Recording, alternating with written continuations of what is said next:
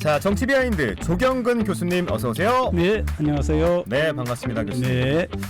자, 이진숙 교육부 장관 후보자 낙마에 이어서 강선우 여가부 장관 후보자도 자진 사퇴했습니다. 네. 교수님께서는 예상했던 부분일까요? 어떻게 보셨습니까? 특히 이제 이진숙 교육부 장관은 워낙 전문성도 떨어지고 대답하는 과정을 다 봤거든요. 네. 근데 뭘 잘 모르더라고요. 특히 이제 중고등 교육 같은 경우에는 전혀 잘 모르는 것 같은. 그래서 당연히 어려울 거라고 생각했고, 강선우 여가부 장관 후보자 같은 경우에도 예. 안 될 거라고 생각을 했습니다. 아, 그래요? 왜 안 될 거라고 생각을 했느냐 하면은 왜 이렇게 국회의원들이 이 사람 국회의원이잖아요. 그죠? 네. 자기네가 아니라 국회에다가 무슨 위원회에다가 사람을 불러서 따질 때 있는 거 없는 거 다 갖다가 따지잖아요. 이랬지 않니 저랬지 않니 하는데 본인은 그렇잖아요. 만약에 이 사람이 국회의원이 아니고 국회의원들이 둘러싸가지고 했으면 더 심하게 했겠죠. 네. 그러니까 이게 정치하는 사람들이 저는 자기 얼굴 먼저 들여다봐야 된다고 생각을 하거든요. 이번에는 이제 그런 그 교훈의 일환이다. 전 그렇게 생각을 했죠. 그래서 어려울 거라고 생각했습니다. 네. 근데 이제 현역 불패라는 말이 있었으니까. 그러니까요. 네, 이게 깨질까 생각했는데 깨졌어요. 당연히 깨져야죠. 만약에 그대로 갔다 하면은 정말 그 민주당 문제가 있는 거죠. 그렇지 않습니까? 국회의원이 무슨 옛날에 우리 시골에 그런 말이 있어요. 하늘 무슨 왕? 아무도 건드리지 못하는 슈퍼 그거예요? 그런 게 아니거든요. 그리고 자기를 뽑아준 국민이 있잖아요. 네. 예. 국회의원 위에는 국민이 계시거든요. 국민이 아니라고 하는데 어떻게 버틸 거예요? 네. 근데 이 외에도 강준욱 국민통합비서관의 12.3 비상계엄 옹호 논란, 그리고 임명 한 달여 만에 송기호 국정상황실장 보직 이동 등 인사검증 시스템이 총체적으로 부실했다라는 비판도 나오거든요. 어떻게 보고 계십니까? 그러니까 이재명 정부 대통령실이 좀 긴장을 할 필요가 있어요. 사실은 우리가 그전에 지난번 방송하면서 칭찬을 좀 했잖아요. 네, 잘하고 굉장히 있다. 지금 국민들이 기대감이 높다 이렇게 이야기를 했는데, 사실은 국민들의 마음이 이렇게 떠나기 시작하는 거는 이런 문제가 소위 굉장히 심각한 스크래치가 될 수 있어요. 흠집이. 흠집이 될 수 있어요. 우리말로. 그래서 이번에 좀 정신을 바짝 차리지 않고 아이고 큰 문제 아닌데 이러고 넘어가면, 저는 그동안에 있었던 지지 기대감이 특히 그 중도에서 중도 보수로 가 있는 분들은 상당히 좀 이거 아닌데라고 하는 그런 생각을 가지실 가능성이 높다라고 보거든요. 네. 그래서 특히 이제 문정부나 그다음 정부 같은 경우에는 수석이나 기획관 정도에 위치해 있는 사람들이 이거를 다뤘어요. 인사검증을. 네, 인사검증 했는데 지금은 비서관이에요. 이게 문제가 있는 거죠. 그리고 내가 평소에 봐온 사람이니까, 내가 믿는 사람이니까는 중요하지 않아요. 왜냐하면은 내가 같이 일을 했다 할지라도 그 사람의 굉장히 속내는 다 모르잖아요. 그렇기 때문에 아무리 같이 일을 했고 자기를 도와줬고 또 신뢰하는 사람이라 할지라도 이런 공적인 일로 내보낼 때는 철저한 검증이 필요하다 하는 교훈을 이번에 이재명 대통령실이 새겨야 된다고 봅니다. 칭찬은 칭찬대로 해주고 또 이렇게 정신을 바짝 차려야 될 부분들은 좀 저희가 체크해주는 것도 필요해 보이죠. 이 점에 굉장히 필요하죠. 그리고 더 심각한 문제가 아니라 이 정도 문제에 교훈을 받았다. 그건 다행스럽게 생각을 해야 됩니다. 맞습니다. 바로 고쳐야죠. 네. 자, 지난해 2월 이후 공석 사퇴였던 여가부 장관 자리가 강선 후보자 낙마로 또다시 빈자리가 됐습니다. 네네. 자, 이렇게 여가부 장관 공백이 길어지면 이재명 대통령의 성평등 가족부 개편 구상에도 차질이 생기지 않을까, 이렇게 자연스럽게 넘어갈 수밖에 없거든요. 네네. 어떻게 보십니까? 예, 우리가 일단 그 얘기하기 전에 네. 저는 여기서 우리 청취자분들께도 좀 말씀을 드리고 싶은데, 사실은 한 나라가 가지고 있는 정부의 부서가 네. 외국에서 볼 때 오해를 받게 해서는 안 되거든요. 오해요? 성평등 가족부. 대한민국이라고 하는 나라가 문화적으로 강국이고 경제적으로 강국이고 모든 나라가 따라가고 싶어하는 나라인데 성차별이 그렇게 심하단 말이야? 이런 오해를 줄 수 있습니다. 네네. 그래서 우리가 이름 지을 때도 굉장히 신중하잖아요. 네.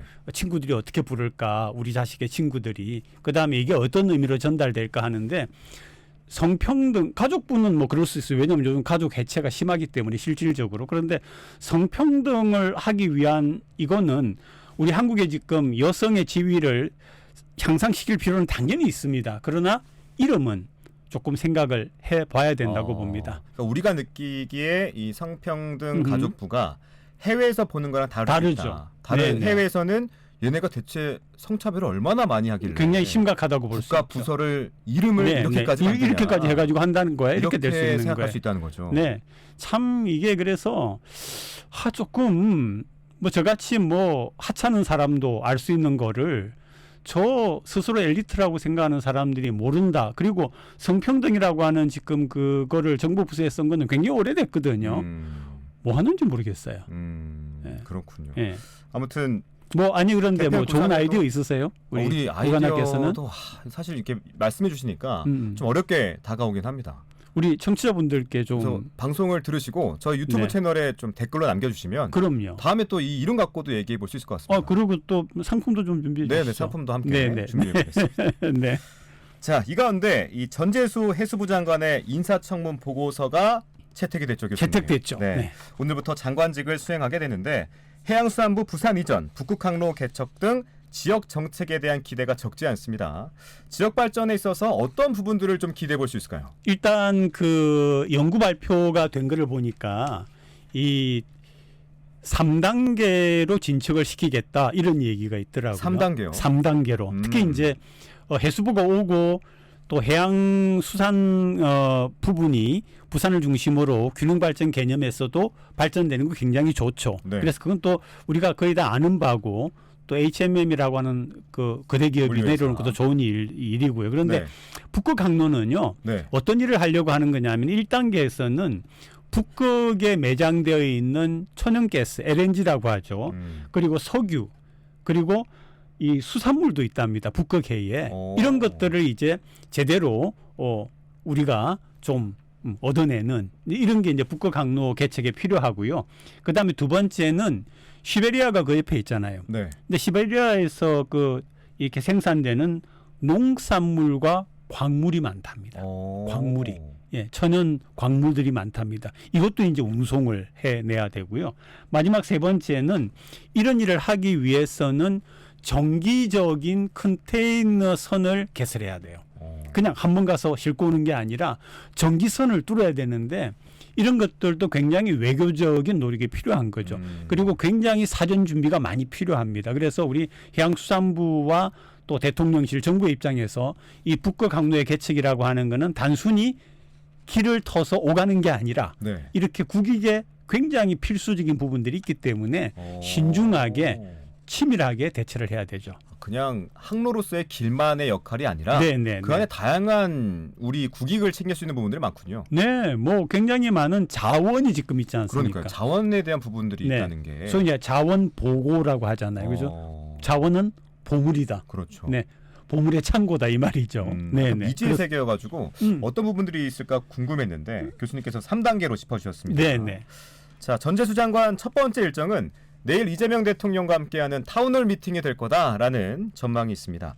박형준 부산시장도 참석하는데 이 견해차를 지난 3월달에 보여줬거든요. 근데 박 시장은 실리를 챙기는 쪽으로 전략을 구상할 거다라는 관측도 나오더라고요. 어떻게 보고 계십니까? 지금 사실은 이제 좀 이렇게 구조적으로 보면은 사실 굉장히 좀 치열한 전투가 보이지 않게 벌어지고 있다 이렇게 볼 수 있죠.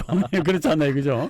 네, 치열한 전투가 예, 전투가 보이지 않게. 보이지 않게. 예. 네. 물밑으로 그죠? 밑으로. 왜냐하면 내년 6월 3일이 시장 선거가 있잖아요. 맞습니다. 그럼 이재명 정부 같은 경우에는 민주당이 미는 시장을 중심으로 해가지고 국가 균형 발전을 왜냐하면 국가 균형 발전이라는 개념이 사실은 이 민주당이 처음 출발한 거 아닙니까? 그래서 이거를 제대로 하겠다라고 하는 그런 의지가 있고 또 현 박 시장 같은 경우에는 아니다. 내가 열심히 해왔고 또 내가 할 거다. 이런 이제 눈에 보이지 않는 이런 치열한 게 있는데 저는 네. 이게 사실은 그냥 국가 균형 발전, 부산을 발전시켜야 돼. 부산이 수도권에서 소외돼서 이게 아니라 네. 구체적이어야 된다고 저는 구체적. 봅니다. 예를 들면 예. 부산의 발전을 그냥 부산의 발전이라고 말을 하면 안 되고요. 안 되고 저는 세 부분으로 나누어서 집중적으로 뭔가를 이야기해야 됩니다. 첫째, 서부산이죠. 그죠? 서부산. 네, 서부산은 상대적으로 젊은 분들이 많이 가 있습니다. 세대적으로 볼 때. 근데 서부산은 사실 지금 막 여러 가지 예를 쓰고 있지만은 상대적으로 좀 그런 부분들이 있거든요. 예를 낙후돼 들면 있죠. 인프라라든지 네. 또는 이런 것들에서 서부산에 대한 대책은 다른 지역에서는 찾을 수 없는 어떤 걸 가지고서 채워줘야 되고요. 또 하나는 원도심이죠. 원도시. 네, 잘 아는 것처럼 이제 이번에 뭐 동구에 해수부가 오기 때문에 좀 혜택이 있을 거다라고 하지만은 사실은 뭐 서구도 있고요, 또 영도구도 있고 이걸 통합적으로 어떻게 해 나갈 거냐라고 하는 구상이 부산시가 필요합니다. 네. 아마 이런 부분에서 지금 시장이 뒤늦게라도 챙기려 할지 모르지만 이미 민주당 쪽에서는 뭔가 있을 수도 있어요.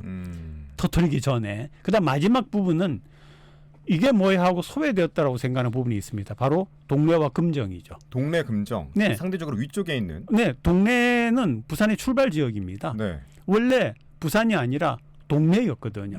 근데 우리는 뭐야? 라고 하는 거죠. 사실은 누가 지금 발전을 이야기할 때 동래와 금정 얘기를 합니까? 그러네요. 네. 그런 부분, 그러면 자, 세 군데 이야기를 했죠. 그러면은 해운대, 소위 해수남, 네. 수영 남구는 그러면 만족하고 지금 좋다고 생각하겠습니까? 않겠죠. 뭐야라는 거죠, 이게. 예.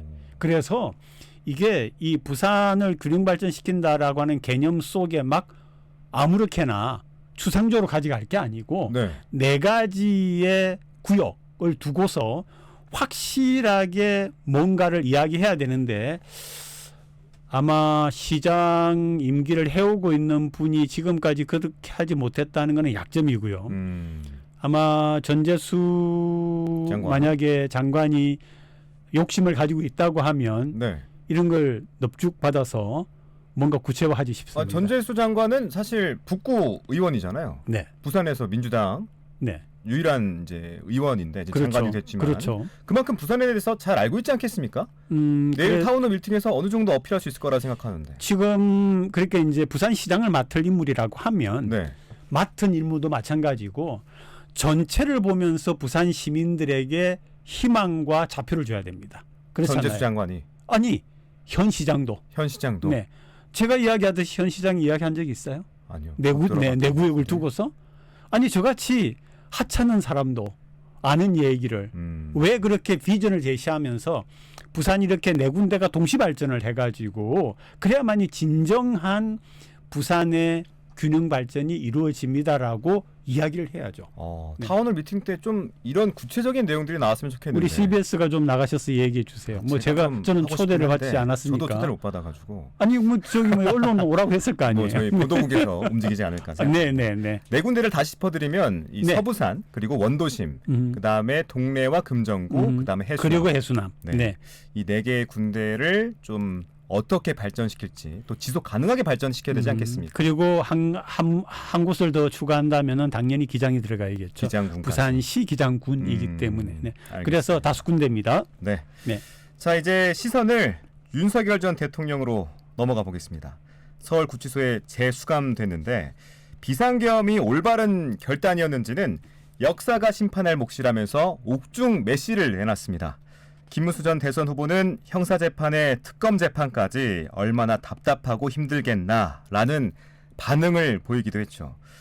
어떻게 생각하십니까? 이 옥중 메시지. 윤 전 대통령으로서는 그럴 수밖에 없고 그렇게 믿고 싶을 거예요. 왜냐하면 본인이 뭐 하다가 끝났지만 대통령이었잖아요. 이었죠. 네. 그리고 본인을 지지하는 분들이 여전히 있고, 네.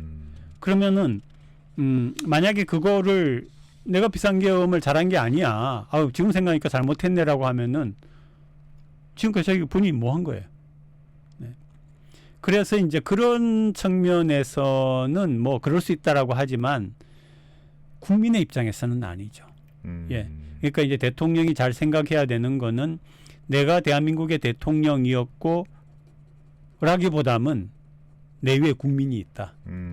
국민이 나를 어쨌든 그때는 선택을 해주신 건데 그 국민들의 생각과 요구와 필요에 내가 부응을 못했다. 내가 잘못된 선택을 했다. 라고 하는 걸 깨달아야만이 진짜 괜찮은 정치인이죠. 그걸 깨닫지 못하고 있다는 거죠, 지금. 그렇죠. 네. 그 얘기를 하고 싶은데 잘 짚어주셨네요. 네, 맞습니다. 그러니까 아까 말씀해 주신 것처럼 뭐 지지하는 세력이 아직 있다라고도 표현해 주셨는데 그 대표 주자가 바로 이제 전한길 씨 같아요. 그죠? 국민의힘에 입당도 했다라고 발표도 했는데 국민의힘이 사실상 극우 세력화하는 거 아니냐 이런 지적이 계속 나오고 있거든요.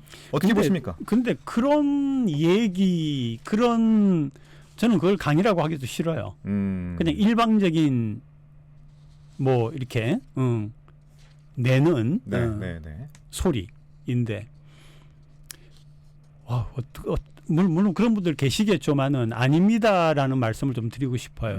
네, 그런데 물론 극우와 극좌라고 하는 건 항상 있죠. 네. 있지만은 그건 아니거든요. 아니거든요. 네네. 저는 뭐 별로 들어본 적 없고 사람들을 통해서 이런 얘기를 하더라라는 얘기를 들었는데 아니거든요. 네. 아니거든요. 그래서 가장 중요한 거는 사람으로 살아가는데 가장 중요한 거는 합리성입니다. 이치에 맞는가, 네, 옳은가, 도덕적으로 옳은가, 네, 그런 것들을 한 번 더 생각할 수 있는 계기를 준 게 아닌가 그렇게 싶습니다. 네. 네. 또 이 와중에 윤석열 전 대통령은 3주째 재판 불출석을 하고 있습니다. 특검은 구인영장을 달라 요청했는데 앞으로 재판은 어떻게 흘러갈까요, 교수님? 뭐 어차피 결론은 나 있는 것 같고요. 나 있는 것 같고 승복하느냐 승복하지 않느냐인데 아까 제가 드린 말씀에 그런 연유로 승복하지 않을 거예요. 승복하지 않는 게 아마 이럴 수 있습니다. 확고하게 신념화되어 있다라고 하면 변할 수가 없죠. 네, 그 신념은 변할 수 없지만, 네네, 변할 수가 없죠. 그렇기 때문에 네. 바꿀 수가 없는 거고요. 네. 바꿀 수가 없으면 결국은 소위 말하는 그 계엄과 내란이라고 하는 것에 대한 책임을 지고 정말로 역사가 나중에 제대로 평가할 거다라고 생각하면 기다려보면 되죠. 한번 네네. 기다려보죠. 뭐. 기다려보면 되죠. 알겠습니다. 네네. 국민의힘 얘기로 좀 더 깊게 들어가 볼게요. 국민의힘 윤희숙 혁신위원장 당 주류의 퇴진을 거듭 요구하고 있습니다. 하지만 혁신안을 논의하기 위해 열린 의원총회는 본격 논의도 못한 채 1시간 만에 종료됐거든요. 당 지도부는 윤 위원장이 의총에 참석하지 않아서라고 설명했는데 윤 위원장은 당 지도부가 자신을 부르지 않았다고 강하게 반발했습니다. 안철수 혁신위에 이어서 윤희숙 혁신위도 사실상 좌초한 거 아니냐 이런 지적들이 나오는데요. 어떻게 보십니까? 두 가지 얘기를 하고 싶거든요. 아마 안철수 전 혁신위원장 잠시 맡았었죠. 그렇죠. 금방 물러났는데 그 얘기는 우리가 지난 방송에 했던 것 같은데 네. 그때 뭐라고 이야기했느냐 하면은 잠시 맡았다 금방 물러난 이유가 있거든요. 그래도 안 의원은 그래도 똑똑한 양반 아닙니까? 안 되는 거죠. 구조적으로. 무슨 혁신입니까?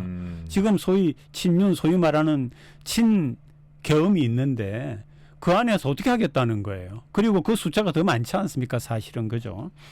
제가 보니까 소위 말하는 범친윤이 41명이고요. 네. 그다음에 범친한이 30명이고 중도가 37명이더라고요. 네. 물론 이거는 또 이제 어떤 언론에서 제가 그 언론은 지금 밝히지 않겠습니다만 어떤 언론에서 해놓은 자료를 제가 들고 왔습니다. 그러니까 네. 범친윤 41, 친한 30, 중도 37인데 어쨌든 41명이면은 굉장히 많은 숫자입니다.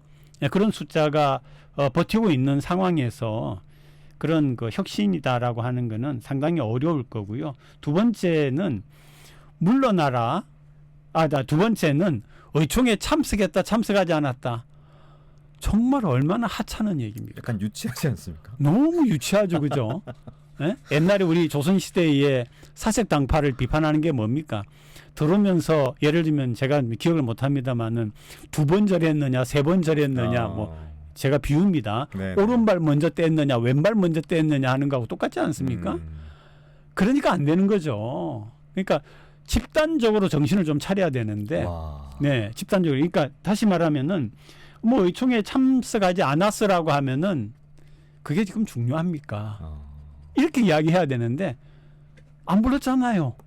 라고 하는 것도 그렇고 또 한쪽에서 참석하지 않았잖아요 하는 것도 참 좀 그쵸, 좀 정치학자로서 어른스럽지 좀 미안합니다. 않다. 우리 네. 국민님이 미안한데 민망합니다. 민망합니다. 네. 집단적으로 정신을 차려야 한다. 와. 네, 저는 그렇게 생각합니다. 네. 네, 국민이 왜냐하면 제가 이야기하잖아요.